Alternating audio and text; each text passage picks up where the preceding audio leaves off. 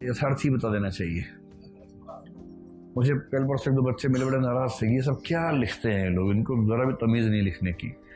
थोड़ा ठीक से लिखे, भरोसा कायम रहे दुनिया पर, हमारा भरोसा उठ गया दुनिया से।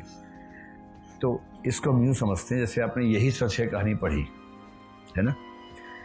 यही सच है पढ़ने से पहले लड़कों से पूछ रहा हूँ मैं, ऐसा लड़कियों से नहीं पूछ रहा हूँ, क्योंकि वो कहानी लड़की के बारे में है। इसलिए यही सच है पढ़ने से पहले कि आपको लगता था कि लड़कियों के मनोविज्ञान में इतनी हलचल होती होगी, ये आपकी राय थोड़ी सी अलग थी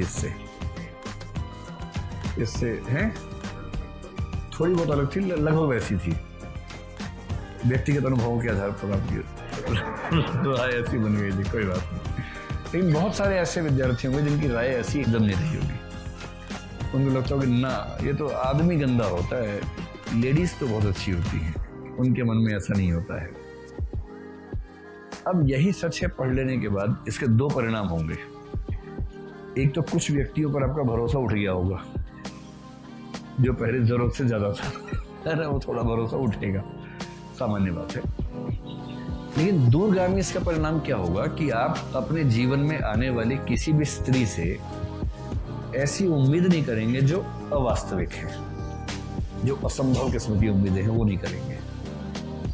और यदि इस कहानी ने पाठक को इतना परिपक्व बना दिया कि वो अपनी प्रेमिका या अपनी पत्नी या अपनी बहन या अपनी दोस्त से अप्राकृतिक उम्मीदें करने से मुक्त हो गया, तो क्या इस कहानी का सामाजिक प्रभाव अच्छा खासा हो गया या नहीं हो गया?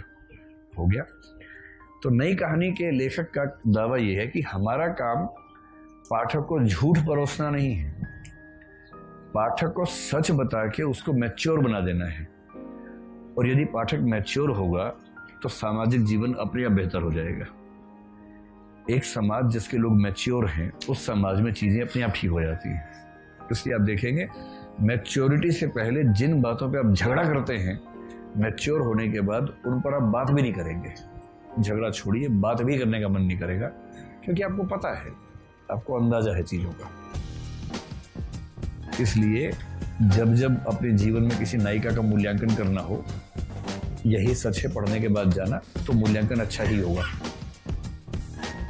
और नहीं तो मैं एक ऐसे पीस को जानता हूं, उसका विवाह हुआ, मतलब हमारे कॉलेज की एक लड़की थी जो बड़ी बिंदास टाइप लड़की थी, बहुत मतलब जो बोलना हो, इलेक्शन लड़ना हो, नेतागिरी करनी हो, हर चीज में आगे रहती थी। शादी एक ऐसे बैल से हुई उसकी। उस बैल को दिक्कत पता किस चीज से थी? जो सामान कहानी का नायक है, कुछ वैसे समझ लीजिए। जैसे दोनों कार में बैठ के जा रहे थे, तो कार जैसे रुकी कहीं पर, अब बाहर दो चार लोग घूम रहे हैं, पत्नी ने बाहर देखा, इस बात में दिक्कत हो गई उसे, तो बाहर किसे देख रही है, मैं तो अंदर बैठा हूं। ऐसे ऐसे बैल समाज में है हमारे। तो ऐसे व्यक्तियों के लिए क्या होना चाहिए? उनको एक दुनिया समानांतर पढ़ाई जानी चाहिए अनिवार्य रूप से।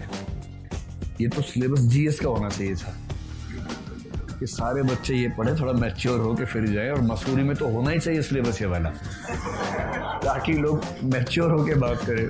होता क्या, आईएएस बन गए और बातें जब करते ढेचू ढेचू मुंह से निकलता है, बन गया आईएएस, मैच्योरिटी है ही नहीं है। तो मैच्योर होना भी तो जरूरी है, या सिर्फ आईएएस बन जाना जरूरी है?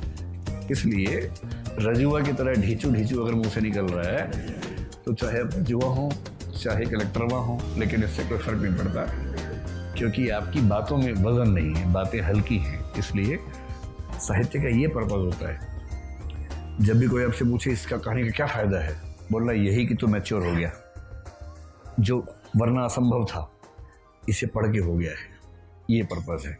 लिखिए आगे।